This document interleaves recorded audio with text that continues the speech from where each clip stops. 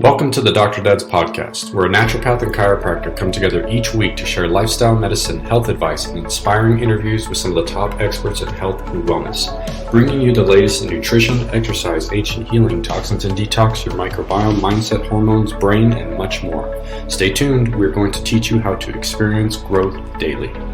And we got another great guest on this week. We have Dr. Vaughn Cook. Dr. Nick, what's up, man? Well, I'm excited that it was your birthday not too long ago, and I hear you're off on a little vacation.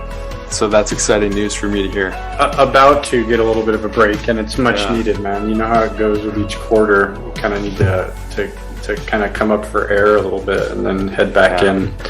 But yeah, I'm due, man. So we're headed to Cali this weekend. Wow, that'd be nice. Yeah. Happy birthday. Oh, thank you. The big 4-0 last week, man. Yeah, halfway. Well, hopefully more. Halfway? Hopefully I got at least more a quarter, halfway. man. Yeah, at least a quarter, right? What birthday is it? 4-0, did you say? Yeah, my 40th was last week. Wow. Yeah. So I feel good. I'm doing better at 40 than 30, so I must have figured something out. Well, you're just into those productive years of life, actually. Right? Just getting started, right? Yeah. So Dr. Cook, I'm going to introduce you real quick. So just a quick little bit of history about Dr. Vaughn Cook. So he's been really into biocommunication devices since the mid-'80s. And in around 2001, Dr. Cook began development of what is now Zyto technology. Many of you have probably heard of the Zyto. He began selling technology in late 2004 through digital health. The last 25 years, he's been continuously involved in the development and sale of biocommunication technology. He's also been actively involved in clinical practice as the owner of Utah Acupuncture Clinic and the Meridian Health Center in Salt Lake City, Utah. This clinical experience has strongly influenced the technology that Dr. Cook has developed and continues to develop in order to meet the changing needs of his customers. Under the direction of Dr. Cook, ZYTO has continuously pursued product enhancements for the development of the technology and a commitment to meeting the needs of their customers. So Dr. Cook, thank you. There's a whole lot more there. Let's just dive into it. Just give us a little gist about this bit of history in the biocommunication world, because you've been at this since the mid-'80s, and now we're in 2022. So that's been a lot of time. Been a lot of time. Yeah, I got in this before you were born. Yeah, sounds about right. I can say that to most everybody I meet, though. So Yeah. well, let me tell you the very beginning, because it is kind of an interesting story. When I was a teenager, I had really bad allergies. I mean, like horrific allergies. And I kind of grew into them in my early teens.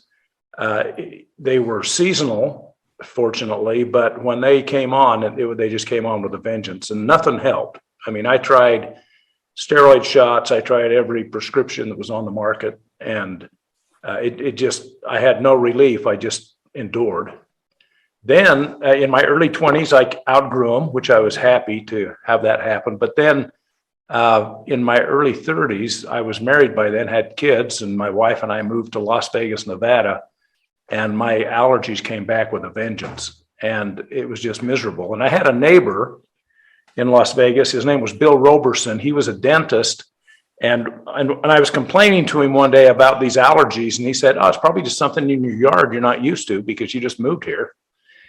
And he said, "I've got this technology that I use in my practice." He said, "It's kind of a hobby. I don't really use it in the practice, but it's fun to do, and I can probably tell you what you're having a reaction to." So I said, "Boy, I'd love that." So he said, "Well, break a twig off of everything in your yard and bring it down to my clinic at 5 o'clock. That's when I close the doors, and I'll pull this machine out and we'll test you and see what we've got." So the next day I walked into his clinic just before 5 o'clock with 3 big paper grocery bags full of twigs.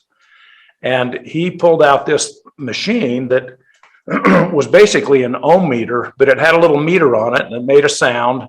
And he handed me the ground. It was a little brass tube that I held onto. And then he took a stylus. It looked like a pen, and he poked me on my finger with this pen thing. Well, what he was measuring was the electrical conductivity of the acupuncture point that he was touching. And he explained to me that, your body has energy, blah, blah, blah.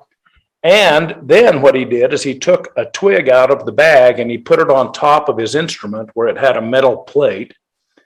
And then he would touch my finger again. And he said, now what's happening here is every time I put a twig on the machine, the energy of that twig is going to influence the flow of electrons through your body, and your body's going to respond. And based on that response, we'll be able to predict what you're reacting to. It was totally weird to me. You know, it was like, this is bogus, but I needed help. I was desperate. And Bill was a credible guy. He had a successful practice. You know, he was legit. So he continued to go through the process. When he was done, he said, well, the only two things you're reacting to are oleanders and pyracantha. And I thought, okay, that could make sense because those are new. I haven't been around those two plants in my previous environment. And then he went over and he got another machine out of his cabinet, and he got a bottle of vodka and a little 3-ounce bottle with a dropper top. And he poured a little bit of the vodka into this 3-ounce bottle. And he took the oleander and the pyracantha twig, and this machine he pulled out had 2 wells on the top. And he put the twigs in one well, and he put this dropper top bottle with the vodka in it in the other well, and he twisted some dials on the front. And he said, now what I'm doing with this machine is I'm energetically creating a remedy for you using the energy of the pyracantha and the oleander. And by now it's like, oh, you got to be kidding me. You know, this is crazy. I mean, it really was. It was so weird. If I hadn't been desperate, I probably would have said, oh, I can't, you know, I just can't believe this. Well, he said, okay, here's, after 5 minutes, he handed me this bottle, and he said, go home and take 3 drops of this under your tongue, or take 10 drops of this under your tongue 3 times a day. Okay, so I did that. So I went home, and every day, very religiously, I would drop 10 drops under my tongue. On the 10th day, my allergy symptoms completely shut off. It was just like, it was like God stuck his finger up my nose and turned everything off. It was just, my brain itch went away, my nose stopped running, my throat itch stopped. I mean, it was just so complete and abrupt that I remember saying to myself, there's no way this goofy remedy can have done this. It must be that the oleander and the pyracantha they've stopped blooming. So I went out in the front where the pyracantha was, and it was just going still crazy. It was blooming and leaking pollen and everything. I went into the backyard where the oleanders were, same thing. They were still blooming and happy and pushing pollen everywhere. Well, obviously, it got me hooked. I mean, the only conclusion I could come to, because of my experience, I had a lot of experience with allergies for me, and knowing what didn't work and the fact that this worked, it just was amazing. So that got me more interested in what Bill did. And that led me to be introduced to a doctor by the name of Fuller Royal, who had a clinic in Las Vegas. And one thing led to another. And here I am 40 years later. You know, I'm goofier than Bill was. So, go ahead, Nick. I was just going to ask, can you, now that you've had 40 years of this goofiness that you've dabbled in, how can you explain that to people that just heard this? Like, what do you suspect that was going on for you in your body? Well, you know, obviously I had some kind of an inappropriate immune response, and that's why I had allergies in the first place. But, you know, we run on energy, and at the end of the day, it really is all energy. And if you look even beyond the end of the day, it's really information. And what was happening was, whether the explanation of, you know, the twigs are actually influencing the flow of electrons, or whether the placement of the twig on the test plate actually was informing my body to respond appropriately, I don't know. It could have been either of those, but the bottom line was, at some level, you have the ability to control your energy. And I think that this process it's called electroacupuncture, according to Vaughn. And that's really where I got started, was with that technology. But so the energetic side of it and the energetic response, even though it's new to a lot of people, it really makes a lot of sense when you explain it to them.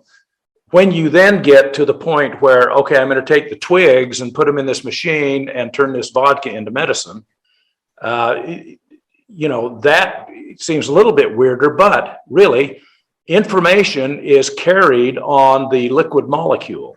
And I think what was happening was the way that machine was built, it ran on electromagnetics.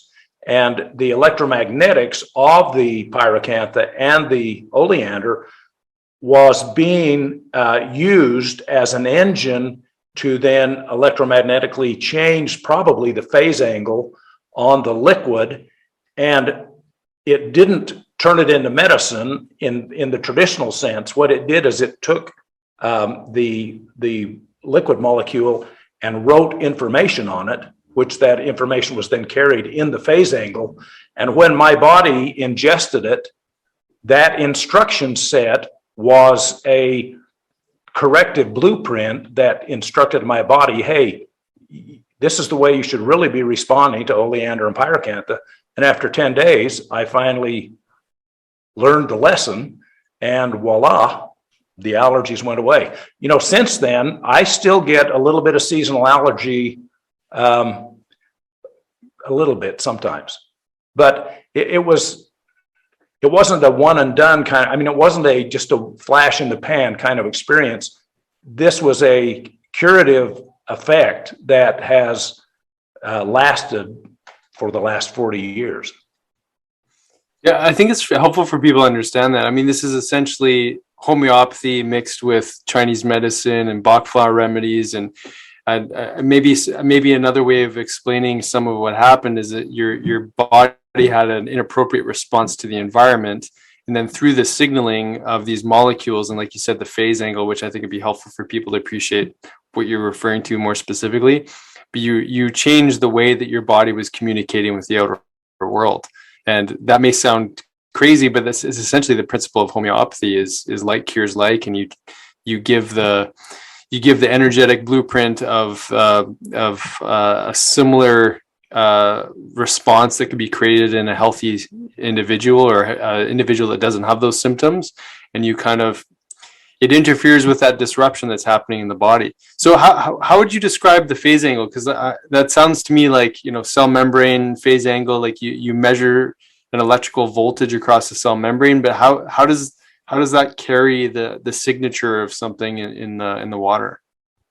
Well, the definition of information is it's what is conveyed by an arrangement of things.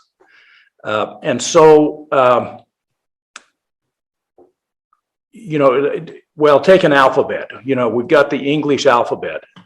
When you look at that, it's just a bunch of shapes. And depending on the order, the sequence that you put those shapes in, you can convey all kinds of information. You can organize it in such a way that when people decode it, they'll actually start to cry or they'll start to laugh. And all you're doing is just giving them a different arrangement of the same things. It's the same 26 letters in the alphabet, but that order then will create even physiological responses. At a subconscious level, or at a level that we operate, that our body operates autonomically, we're much smarter than we are at a conscious level. And we're much more responsive to the arrangement of things that we encounter in our environment, which can include, different chemical structures, because a chemical structure is just an arrangement of things. And each arrangement of things then will carry its own information pattern along with its chemical pattern and everything else. The phase angle is going to be affected by the amount of energy loaded onto the molecule. Now, the phase angle, if you think of, let's take like oxygen or water as an example. So you've got one hydrogen and two oxygen atoms, and the degree between the two oxygen, their attachment to the hydrogen, that's called the phase angle. And if you charge that molecule with energy, it will push that angle wider or make it narrower. And that changes the arrangement of that thing. And when you change the arrangement, you also change the information that goes with it.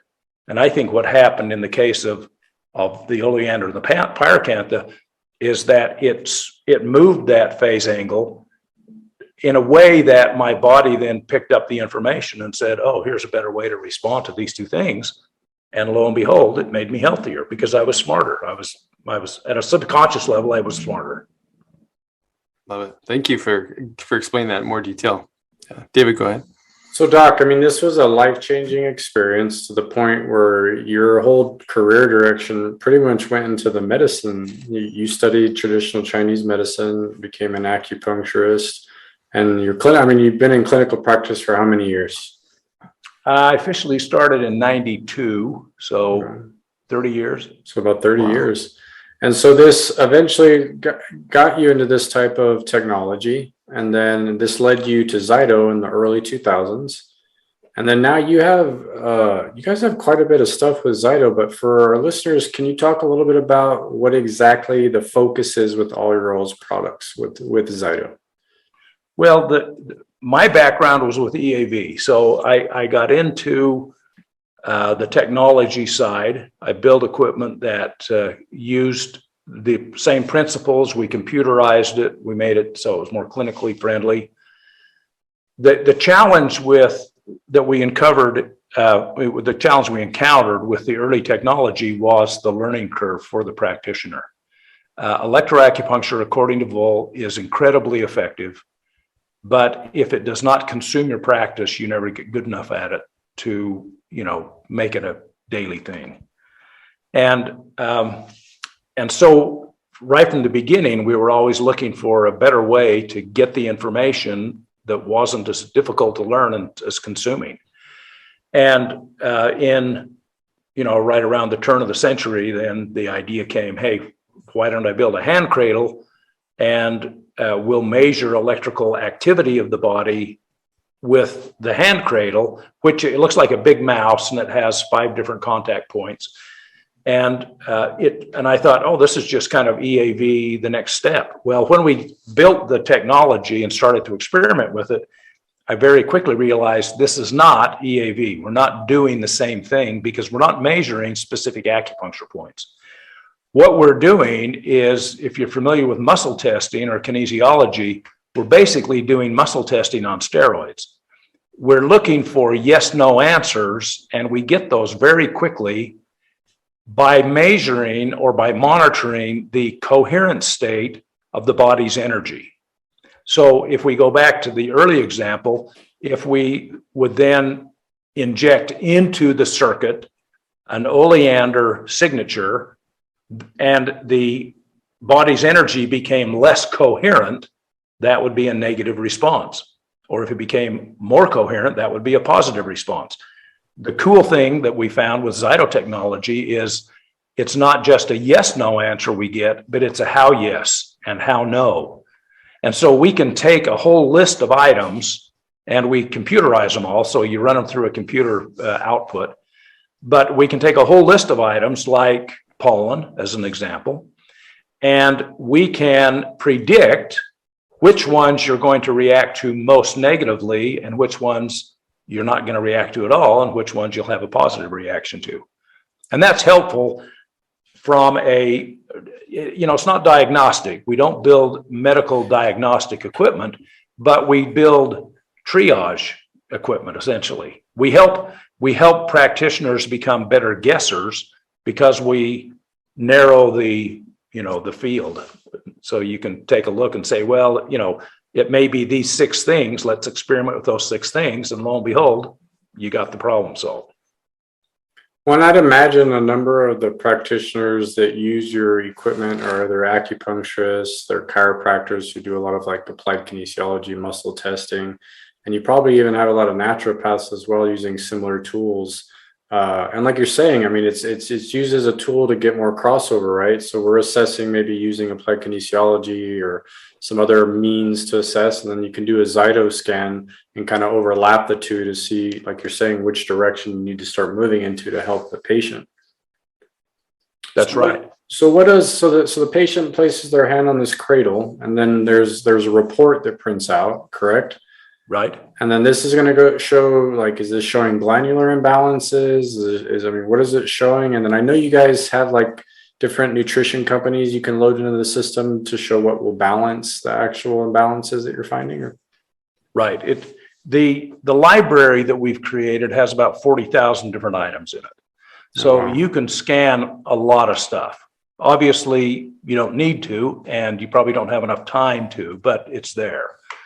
And so let's say that we wanted to scan, let's stay with the allergy thing just because we're there. So a patient presents with the allergy symptoms and you think, well, you know, it's springtime, maybe it's springtime allergies. So you run through a panel of virtual items, that's what we call them in the library, and you see that they're reacting to grass pollen. Well, what can we do with grass pollen? Well, could we make a remedy like Bill did for me? And I should be cautious because it's not really making a remedy, but could you make an infoceutical or whatever you want to call it? Yeah, you could do that, but there are other ways to do this. And maybe the problem is that my pathways of elimination are just not as healthy as they should be. And I'm just backing up. And that's why I've got, you know, so I got a bad liver. So then I say, well, what can help a liver? Because maybe that's the problem. And so I scan some alternatives and there may be a bunch of herbal products that I could scan. And lo and behold, you know, I find one that balances not only the liver, but it eliminates all the negative reactions to the pollen. And so I say, hey, rather than tell you to stay out of the backyard, why don't you just take this and, you know, report back to me in a week or so. So because there's so many ways to solve problems, and honestly, it's not critical that you identify the problem before you solve it. In other words, if I come in and I've got symptoms of allergies, I don't have to know what I'm allergic to. I just need relief. So if you can get close enough that my body can pick up the rest of the you know, get me close enough that my body can do the rest of the work, that's all I need. Right. And I think that's where ZYTO kind of shines, is that even though it's not diagnostic, sometimes it gets you close enough that you see miracles. And sometimes you just see progress, but it's all good. Yeah. Well, and like you're saying, I mean, energy is the root, right? So when you're actually assessing the energetic systems of the body and seeing how the body's reacting, or like you're saying, more coherence with some things, and then other things are throwing you out of whack, it gives the patient, I think, some empowerment of, okay, well, these things are more ideal for me. I need to move in this direction with my supplementation, or I'm going to work on these things right now, like you're saying, because I have all these symptoms. So we're not, like you're saying, not looking for a cure necessarily, but it's like, hey, this is telling us that these systems are struggling. These are things that are going to help improve coherence amongst these systems. And then, like you're saying, the patient starts to feel better. And that's what I love about these types of things is it gives the practitioner a lot of insight into which direction to head. But I think that helps with the patient as well, because they're getting to see all this stuff while they're getting scanned and the reports that print out with these things. And it empowers the patient to know, okay, this is what my body is telling me. Because everybody's body awareness is different, right? So, I mean, and I know there's a million tests, but everybody's so used to just doing blood all the time and some of these other things. This is such a, for me, this is such a more, it's almost like we zoom the lens a lot deeper to kind of see how things are actually affecting the body. Well, we're looking at where it all starts, because energy moves first and blood follows and body fluid follows that and tissue follows that. So right. If you want to predict health, energy is the place you want to be. That's what you want to be. The problem with energy is it's squirrely. You know, energy moves really fast. And one of the most common questions we get at ZYTO is this scan reproducible? In other words, if I run the scan now and then I turn around and run it again, will it come out the same? Well, I've done a lot of experimenting with this. The bottom line is no, it doesn't come out the same. But there's lots of reasons for that. The main one is because energy is squirrely and we're measuring energy. But one day I was at a doctor's office and they had this fancy machine where they ran the blood test immediately after they drew your blood. And they drew my blood, the nurse did, and I said, would you do me a favor? Because I was getting tired of being asked this question. And Other things in medicine aren't reproducible either. We just don't know it. So I said, would you do me a favor? And she said, yeah, what do you need? And I said, well, would you come back in 5 minutes, draw my blood again and run it through the machine? I want to see if it comes out the same. And she said, oh, it won't. Just that fast. She said, oh, it won't. And I said, it won't? She said, no, in fact, I'll run this blood sample through twice. I don't even need to draw your blood twice. It won't come out the same. So she did. She ran it through twice. And there was a 75% deviation on 75% of the things that they measured were different from test A to test B. Now, there were only 2 things that were radically different. The rest of them moved, but they moved within range. In other words, you know, if this particular marker goes from here to here, that's considered normal range. And it stayed, you know, in or out of that range. With ZYTO, we don't have that luxury because we measure not a range. We give you a reading that's within 100th of a point. And if something moves 100th of a point, it can change its order in the sequence. And so that's another challenge we have with ZYTO technology is it's so sensitive that if you're hung up on reproducibility, you may find it dissatisfying. But if you can get past that and realize A, energy is squirrely, and B, this instrument is incredibly sensitive, then away you go. And it does great. Now, I was going to say, just because we use the technology in our clinic, and that is a common question the people ask, and yet I'm always blown away when I get the results. And there's this overall reading on the testing. Please correct me if I'm wrong, but it measures range. Like in the way that I was told that means is it's sort of like someone's overall like sympathetic maybe or stress load. And so the higher the range, the more like maybe inconsistencies we might see. This particular patient, I pulled up one of her scans. The first time we checked her range was sitting at 147. So basically, and please, like maybe you can go into more detail what that actually means. But basically, it's almost like we had to like zoom out because the readings were so elevated that basically it just grabbed a few things. So right. That if you can imagine this circle and there's all these little green dots that sit inside the circle, that the green dots inside the circle reference something that's within range. Everything outside of that circle is out of range, which potentially could be the issue arising.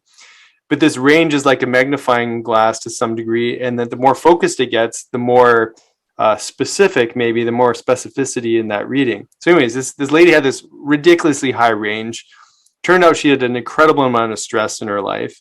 And so we had her go, because it didn't actually complete the report. It was so high that there was nothing in the detoxification into the GI. Like her basically report came back 0 because the stress response was so high. Yeah. So I had her do brain tap, which is this neurological, and maybe you know it, Dr. Vaughn. Oh. And literally after the 20-minute session, she came back and she came in at half that range. So she came down to 73, and then we ran her again. And then now we actually got some data. So to your point of like reproducibility, it just goes to show when the body's in that really severe fight or flight, it's like it's locked on, and it's going to give us a fragment of that information. And then, you know, funny enough, like the core systems that we would expect to be there typically do show up, and then you get all these little characterizing features like emotional pathways that are maybe overexpressed with anger, depression, what have you. And then we see these repeating patterns. Let's say if someone's got a detoxification stress, we might see heavy metals pop up a number of times, or candida or parasites. And so there seems to be a bit of a theme, and that's what I'm using as a practitioner to go, okay, well, I'm getting repeated information here that's showing up as an issue, and that's matching your symptoms. So that makes sense to me as a practitioner. Could maybe help me break down, or maybe help the listeners understand maybe what I spoke to a little bit more, if there's more to flesh out there? Well, you've done a great job, actually. When we start any scan, we run a sequence of 35 neutral virtual items. Basically, we're just pinging your body to see how responsive you are. And we then take the median response, and that becomes what we call the range value. The range value helps us, well, what it really does is it provides a threshold beyond which we pay attention. Right. And so the patient you mentioned who had a range of 160, was it? 147 or something like Yeah, that. So that's really high. And it doesn't mean that she's going to die. It doesn't mean that. It just means that for some reason she is ultra responsive. Energetically, she's just doing more than she needs to be doing. A normal range for an adult, in my experience, is somewhere between 1 and 25. And I have seen ranges as high as 400.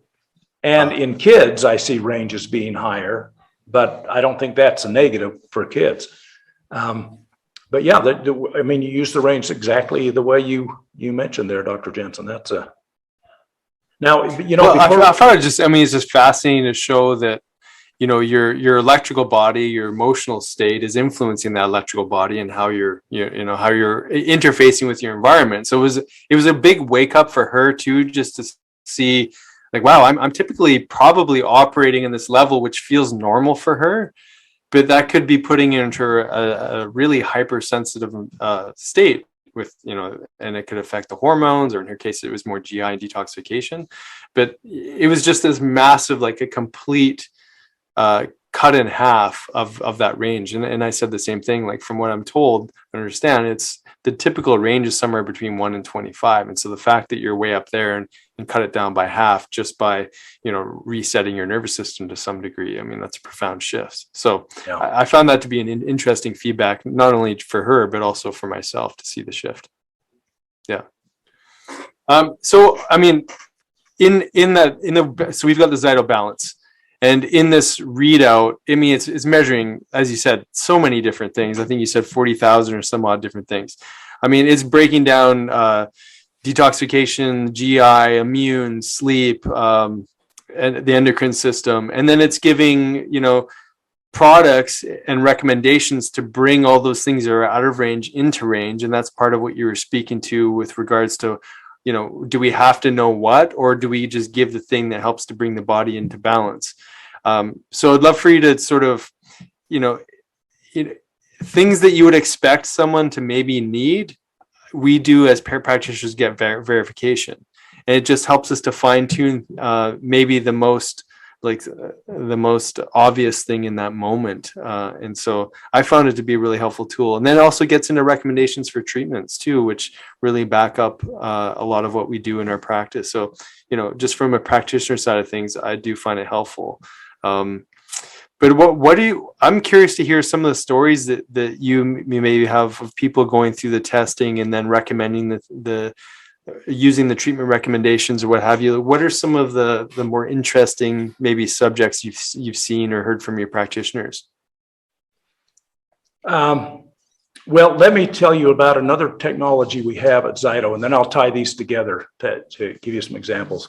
We have another piece of technology. It's called EVOX. That's spelled EVOX.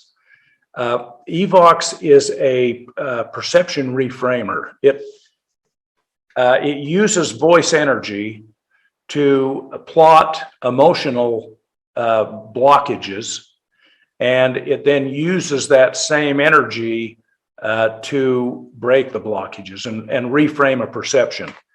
Let me give you a little more explanation, because voice carries an incredible amount of information.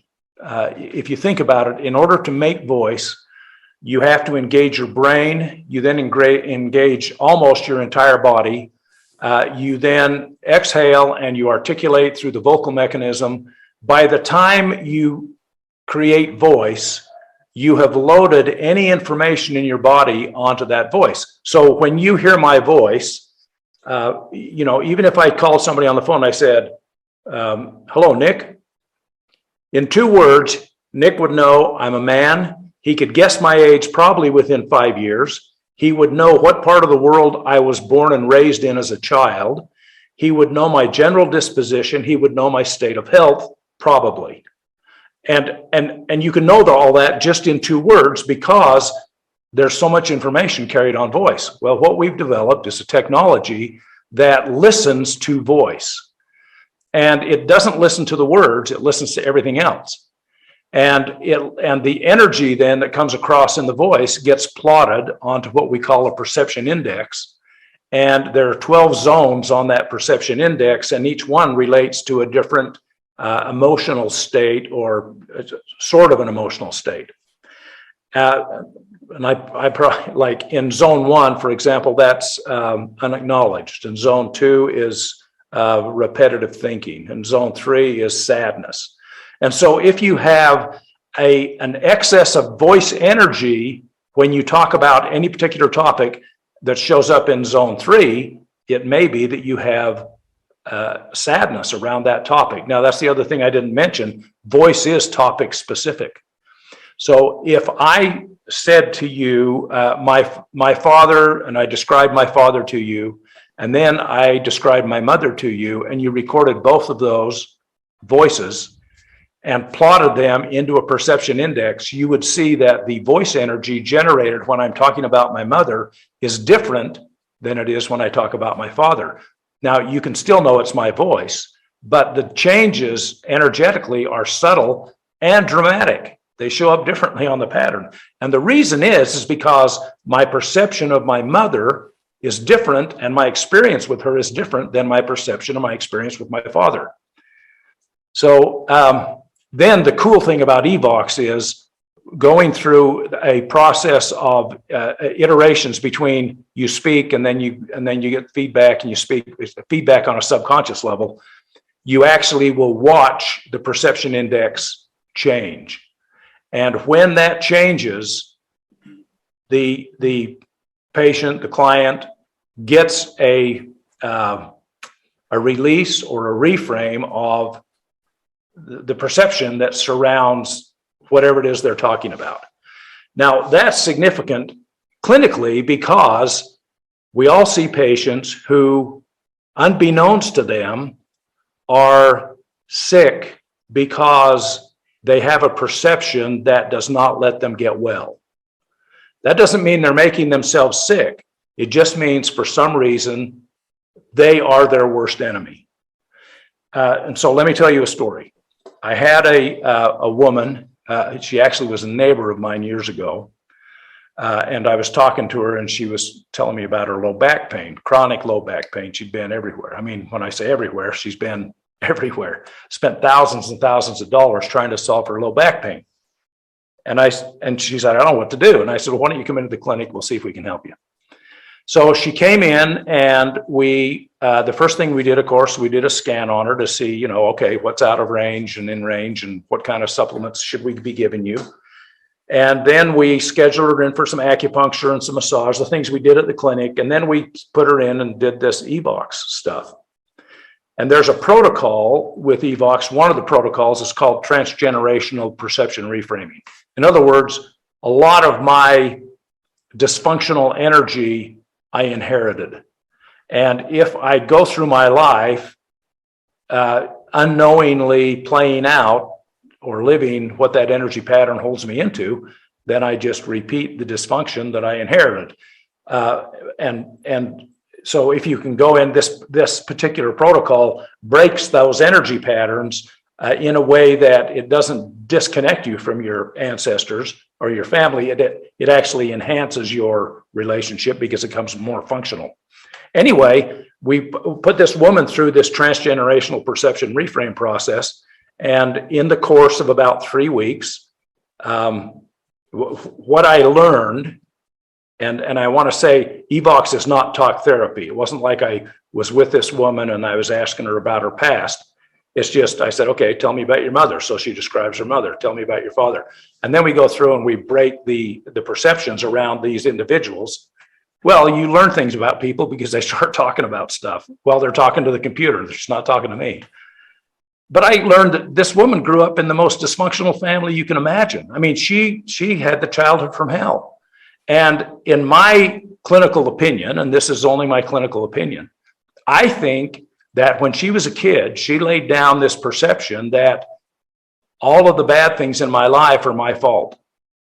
And so when she got an injury to her back, or whatever caused this low back problem to happen, she used that as an opportunity to do penance for all of these bad things she was responsible for when she was a kid. Now, she didn't know that. She was an adult. But when we broke those ancestral patterns, in 3 weeks, we had her out of pain. And does that mean that my clinic and the practitioners that work there are better than anybody she's ever seen? No, it doesn't mean that at all. But it means that we got to the source of the problem. And so the things that we did to help her low back pain actually worked, because at a subconscious level, she allowed it to happen. And I think that happens probably more often than we realize, but that's a dramatic, a dramatic story of that experience. And that was a combination of, everything. It wasn't like Evox was the magic or acupuncture was the magic. It's all the magic. One I love on this topic of information, like you were talking earlier, Doc. I mean, you're talking about like the alphabet and how we can rearrange it, and this can turn into so many different things. And from a sensory place, that's all we are, right? I mean, our brain's just constantly picking up information all day long, and it's constantly changing. So when you look at like these tools that you use, and by the way, I love the Evox. You did a demo a couple of years ago at the Brimhall homecoming. With a woman, and I thought it was amazing. I mean, that stuff is so needed, and I'm with you there on the whole, like getting to the root with some of these things, because a lot of people aren't aware, like you're saying, it's just more of a subconscious thing that's hindering their progress of healing. But I mean, there's just information, right? And you're tapping in, you're able to find these things with this technology, and able to help so many people with things that I'd imagine when they look at you using these tools, they're like, what the heck is this stuff, right? Like some people, not everybody. I mean, some people get it, but pretty much everybody. Yeah, but there's a good chunk of people when they're doing these things, they're like, what? It's so foreign to them, right? Because they're so used to getting, poked for blood or their body fluids for labs and stuff. So when we're going in and we're checking the energy systems with these tools, it's kind of a new territory for a lot of people. But like we're talking, like you're saying, energy's first. And I think people are starting to wake up, and they're getting to a place where they're realizing like, wow, my energy plays a big role in my overall health. And these are other things that I need to get assessed and go to practitioners that know how to do these things. And it's just another layer, right? I mean, they're already doing all the other things. Why not go a little deeper and start working with the energy systems of your body and get these things mapped so that you can start moving in the right directions to remedy some of these things? I mean, it's something like chronic low back pain, right? I mean, how many people is that their story where they've been to like tons of different doctors, chiros, PTs, I mean, everybody, and have had no relief. And then, yeah, I mean, it can be something as simple as some emotional work, and all of a sudden the pain's gone. Yeah, it's amazing. If you have time for one more story, I'll tell you another one. Oh, we're all about stories, man, please. I had a young woman in her probably late 20s come into the clinic. She heard about some of the weird things we did, and it turns out that she came in because her marriage was kind of on the rocks, and she came in wondering if what we did could help. She heard about Evox. And we weren't in the marriage counseling business, but the word got to her for whatever reason. Here she was. So I sat down and started chatting with her. And of course, the first thing I did was the Zyto scan. I came up with some supplements that showed up that related to hormonal imbalances and depression. And I said to her, well, these are showing up, and this is usually why they show up. And she said, oh yeah, I had a baby about 3 or 6 months ago, and I've been struggling with postpartum depression ever since. So I thought, okay, well, that's maybe why these showed up. They make some sense. We're going to give you these. And then we went in and started doing some Evox. And again, I did this transgenerational one with her. And the way it works is you plot this family chart, and then you take the parent with the lowest number. I won't bore you with all the details, but anyway, we picked her mom. We started with her mom. And so we did a session, and she did a reframe on her mom. And then I said, okay, well, here's your remedies. Take them home. I'll see you next week. So we rescheduled her for a week later. She came back in a week later, and she looked better. She had more color in her face. Her eyes were shinier. And I said, hey, you look like you feel better. And she said, yeah, I really do. I'm feeling a lot better. But she said, you know, a funny thing happened last week when I went home. I said, well, tell me about it. I always love it when patients can tell me that. So she said, well, when I got home, my mom called. And then she paused. And I didn't respond. It was like, okay, your mom called. And then she said, and we talked for 2 hours. And she paused again, expecting me to respond. And I didn't respond because, like, hey, I'm married and have 4 daughters. They talk all the time for a long time. So I didn't think anything of it. And she said, no, you don't understand. My mom never calls because within 30 seconds of getting on the phone with her, we're screaming at each other. We can't stand each other. The fact that she called was amazing. The fact that we could talk for 2 hours was a miracle. And it was. Anyway, I got thinking about this because I've had this kind of thing happen. It's not common, but it's not uncommon. But I got thinking about it. Okay, so I didn't know that she didn't like her mom. I didn't know they didn't get along. But if I had said to the daughter, if I had known this a week ago and said, how do you get along with your mom? Oh, I hate her. Well, would you like to have a better relationship? Well, yeah, I would. And then I picked up the phone and called the mom and said, hey, mom, would you like to have a better relationship with your daughter? She would have said, yeah, I would. And then I could have said, well, look, you both want the same thing. Why don't you just, mature yourself up and get it done? It's not that simple because they have this energy pattern that keeps getting in the way.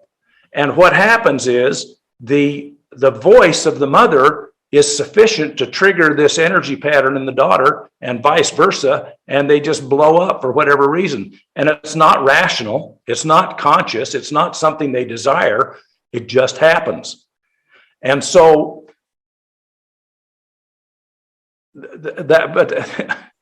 that's another example. Anyway, the bottom line is this woman's marriage improved, her health improved, and now I've got to tell you one last story. Keep them coming, keep them coming. A woman came in and I sat down, kind of doing the intake interview with her. And she said, I just divorced my 3rd husband. I said, well, I don't know whether to say congratulations or I'm sorry, but it is what it is. And she said, yeah, I married my 1st husband. And after a few years, he started to beat me. And I thought, well, maybe I can do something and make it, So she said, I tried everything. I tried to change who I was, my behavior. It just got worse. And after 7 years, I said, I'm done. I'm not going to do this anymore. So I divorced him. I went out and got married a year and a half later. And 6 months into the marriage, this guy started to beat me. And she said, it was just, I'd been there before. She said, I tried to make it work for a year and then I just gave up, divorced him. And she said, I'll be darned if I didn't go out after that and marry the same guy again. And within a few months of getting married, he started to beat me. And I said, there's no way I'm going to live through this again. And I just divorced him. And then she said, I must be stupid. That's a direct quote. And I said, no, you're not stupid. It's just you have an energy pattern that says beat me. And there's guys out there who have energy patterns that say, I'm looking for a woman to beat. And you guys, when you meet, you jive, you fall in love. It's genuine, it's real. But the problem is you're both carrying around a dysfunctional energy pattern. And so all you have to do is break that energy pattern. And so we went through this transgenerational thing again. It's got a lot of power. And she left after, it took about 5 weeks we went through, and she was happy when she left. Well, she comes back in the clinic about 6 months later. And, we were good friends. Had been a good experience, and we had a very, candid relationship. And she comes in the clinic, and I was a little surprised because she didn't have an appointment. And I said, hey, good to see you. And she said, yeah, I just wanted to come in and tell you that I'm married again. And I said, well, is he beating you yet? and she said, no, he's not a beater. And I said, well, how do you know? And she said, because I've been married to 3 of them, and I can see him a mile away. But she said, the amazing thing is that I can see these beaters and I'm not attracted to them anymore. But the thing that's even more miraculous, she said, is they're not attracted to me. And it's just it's just breaking that energy pattern and life becomes easier. So That's the cool thing about eVox is life does not have to be difficult. And if it is difficult, it's not your fault necessarily. And you're not stupid if you have a tough life. It's just you may be living out a perception or an energy pattern that is creating the difficulty. You see, all this information that comes into us, all the information that comes to me, I process through my belief system. And everybody in the world does the same thing. And if I believe something, and most of my beliefs are subconscious, they're not conscious. So I process all this information, and in the process of filtering it through my belief system, I then rationalize or justify my existence. In other words, I am legitimate because the world is as I believe it should be. That's kind of how it works. And if my belief system is this narrow, then that's going to be the entirety of my existence. But if I can reframe it and expand it to be here, all of a sudden I've got twice the options that I had before. And my experience clinically is we are programmed to always make our best choices. So if all I can see is this, I'll pick my best choice, but it might be totally dysfunctional. If I can expand and see this, I can still choose these, but if there's a better choice out here, I'm going to pick it. So, if staying with that low back pain is the only best option I've got, I'm going to stay with it. But if I can reframe and let it go and have a better life, I'm going to do that. So well, that's such a good explanation for, reframing. So, and the stories obviously hit those points home in a big, in just such a powerful way. What do you, what is the remedy here? Like, with the balance of the ZYTO balance, there could be a treatment, there could be a supplementation, there could be, some of those things. Is it just the self-awareness and then the reframing sentence or tool? Like, can you describe how they integrate what they learn with the eVox into their life? It is not conscious. Okay. The way you know that they've reframed is their voice energy changes. And the computer displays that change. It'll actually say, you've shifted. Now, I can tell you from doing a lot of eVox work that you get, as a practitioner, you get really intuitive, really energetically sensitive. I've done a lot of eVox work on myself. And at that moment, when I reframe, I can feel it. I know it happens. And at the moment when my patient reframes, I can feel the shift in their energy pattern as well. And that just comes with doing it. But it's not a conscious thing. And I don't have to say to them, hey, you just did it. They can see it on the computer screen. Look, your voice energy shifted, and this is what that means. And so we're done. Now, when that happens, you don't have to change anything in your life because you have moved into a different energy pattern at a subconscious level, and you're built to always make your best choice. And so your life just unfolds differently. Do we have time for one more story? Yeah, sure. just one more clarification on that. So they're telling you a story about their mom, their dad, their husband, whoever it may be that you're trying to gain information about, and most likely a situation that's quite challenging for them. Then the computer is getting that information, and then it offers the reframe, and then they're speaking the reframe in, and that's part of the energetic shift. Or how does that part actually work? I understand like energy can shift like that, but how are they doing that reassessment? Is that the following visit, or if you can explain that? Let me give you the example. Remember the woman who had the marriage, and we reframed on her mom. Okay, so this is how that session went. Okay, I want you to talk about your mom. But you don't need to tell me anything about her that I couldn't say myself if she walked into the room. In other words, how tall is she? What color's her hair? What color's her eyes? How old is she? What's her shoe size? But I want you to just keep your mind focused on your mom, okay? I don't want you to tell me about her brothers and her sisters and her dog or where she grew up when she was a kid. I want you to talk about your mom individually, specifically. Okay, I got that. So turn on the microphone. And it only takes about 10 seconds. So she says, well, my mom's name is blah, blah, blah. She's this tall, her hair color's that.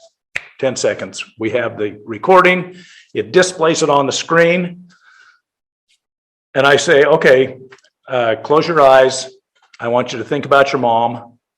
And she's got some headphones on and a microphone, you know, that comes with that equipment. And so the computer then plays back a little bit of non-lyrical, you know, music that in order to isolate her from her outside environment. And for about 30 seconds, what happens is the computer will decode the information that she projected through her voice. And there's a formula that a computerized algorithm it runs through. And then we introduce that, I don't want to say curative, but the balancing information vis-a-vis electromagnetic quantum information. It comes back into her field. And she picks up on that at a subconscious level. Now, the reason why this works so well is because at a conscious level, you process about 2,000 pieces of information a second.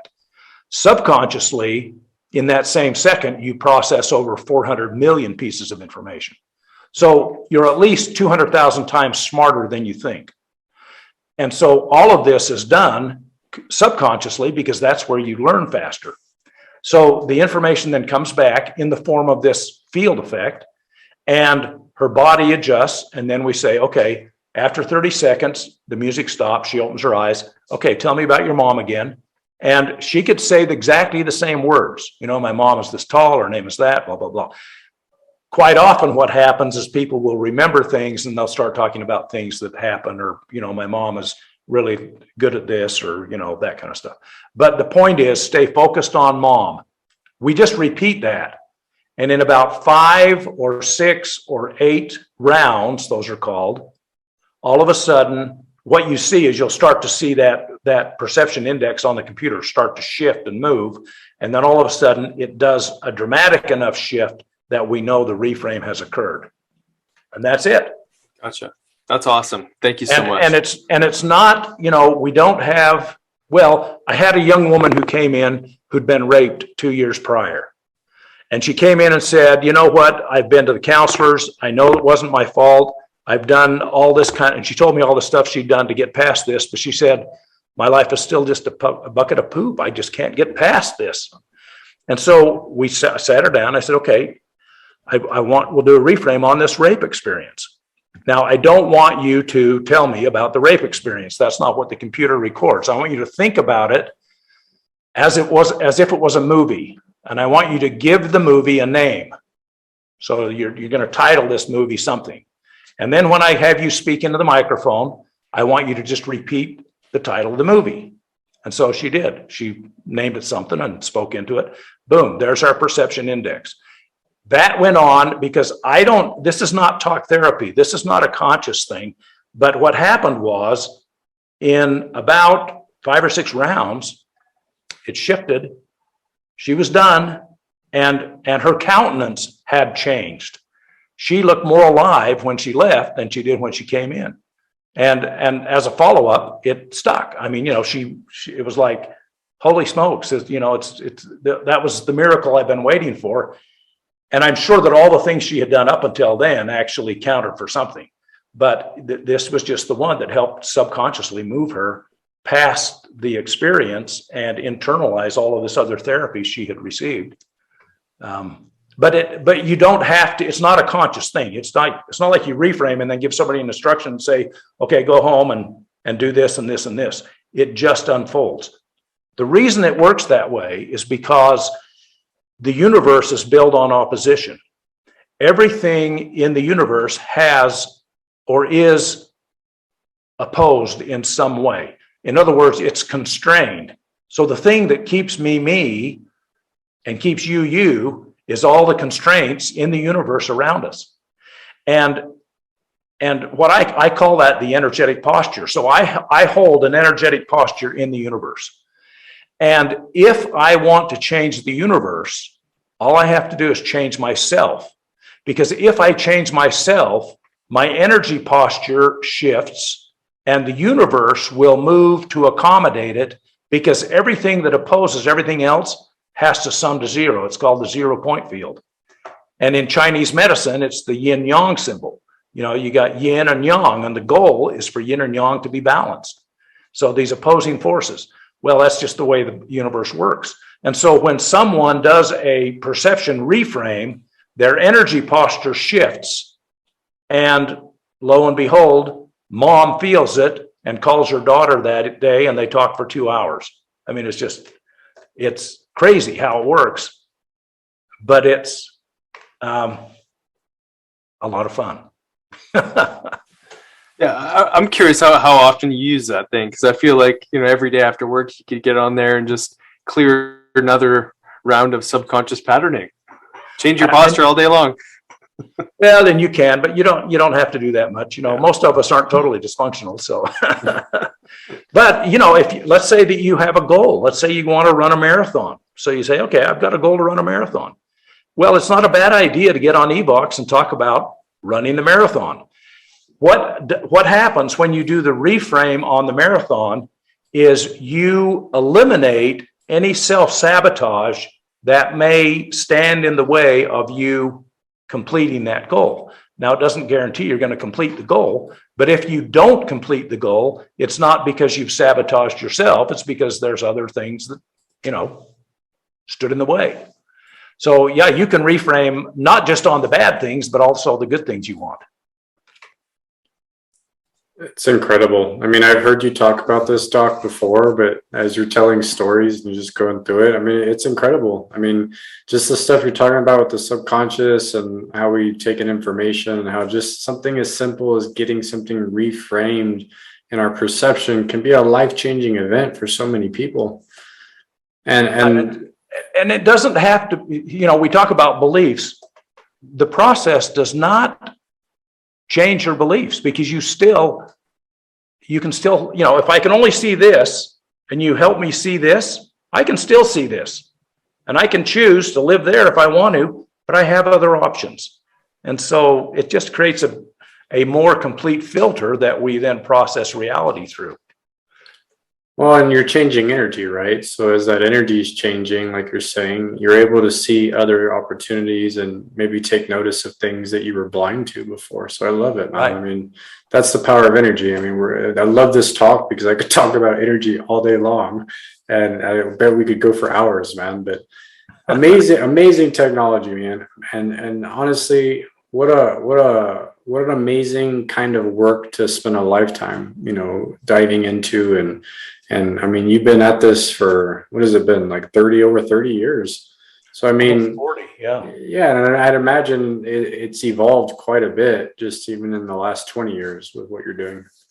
Well, the big evolution has been the internet, honestly, because we're moving into other technologies or other applications of the technology that involve the internet in a more robust way.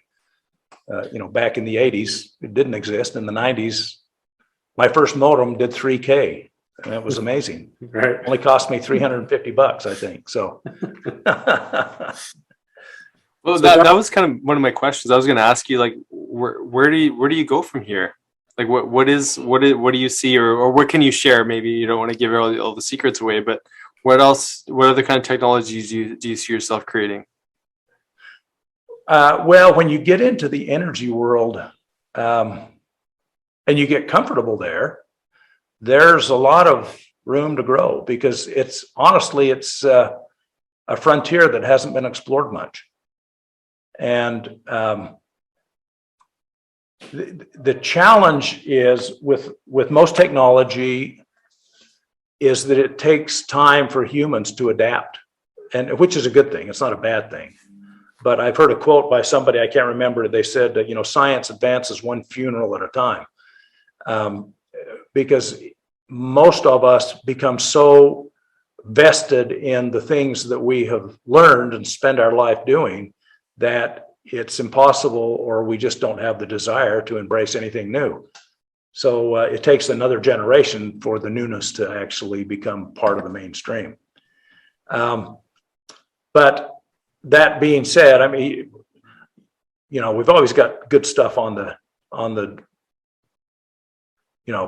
being built. But until it's ready for market, I'm prohibited from saying anything. Right. Perfect answer. Yeah.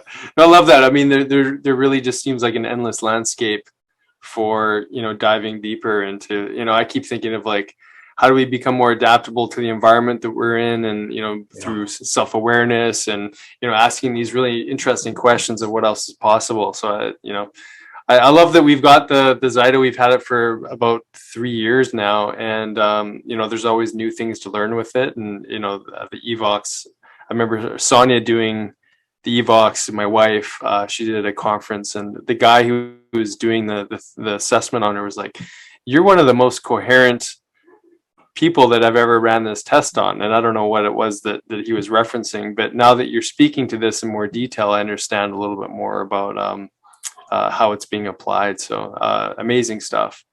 David, go ahead. So Doc, we appreciate your time, man. Where can people find your stuff for our listeners? The best place is just the website, Zyto.com, ZYTO.com. And then, Doc, are you speaking anytime soon, upcoming stuff, or any other podcasts or stuff like that? Well, I do Zoom calls occasionally and speak at conferences a little less frequently now, but that's picking back up. I don't have anything on the calendar right now that I could announce generally. And then your practice, Doc, for our listeners as well in Utah. Well, I have a practice in my home, and I'm a reluctant practitioner. So if somebody calls and says, "Hey, can you help me with this?" I usually try to find them somebody else. Okay. But occasionally I'll see patients. And the challenge is, as you two know, it takes seeing patients takes one part of your brain, and doing business takes a different part of your brain. And it's tough to reconcile the two. And I spend more of my life in the business side than I do the patient side. I do now, but I sold my practice up in Salt Lake several years ago. Anyway, yeah, call ZYTO. We actually don't make referrals to clinicians out of ZYTO, but certainly if you have a doctor, ask them, "Hey, do you use ZYTO technology?" And if they don't, tell them to call us and we'll sell them some. Awesome. Doc, thank you so much. Thank you for being a trailblazer in this field. Like you're saying, this is a big frontier that hasn't been tapped in, but thank you for the work that you do, man, because it's changing a lot of lives and helping a lot of practitioners do their job much better. It's a lot of fun. What you guys are doing is fun, and it's everything that makes it work. It's not just take this pill and call me in the morning. And my parting comment here is that's one of the challenges that all of us in the complementary will face. And that is, if patients do not comply, they don't get results. Yeah. And it's not as easy as just saying, take this drug and your pain will go away. Might not fix anything, but you'll feel less pain. It's more complicated than that. The beauty, I think, of the ZYTO technology is that we help a practitioner demonstrate the need for patient compliance as part of the solution. Awesome.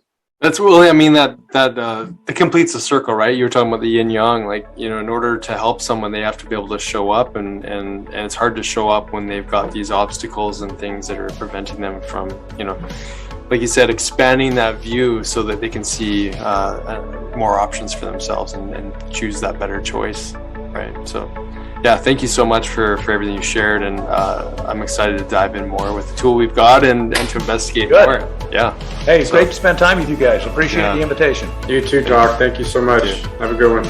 Okay. See ya. Bye-bye. Thanks for listening. If you enjoyed today's podcast, please be sure to subscribe to the Dr. Dads and share with your family and friends. You can also follow and interact with Dr. Nick and Dr. David on Facebook and Instagram for a daily dose of inspiration and the latest in health and wellness. Be well.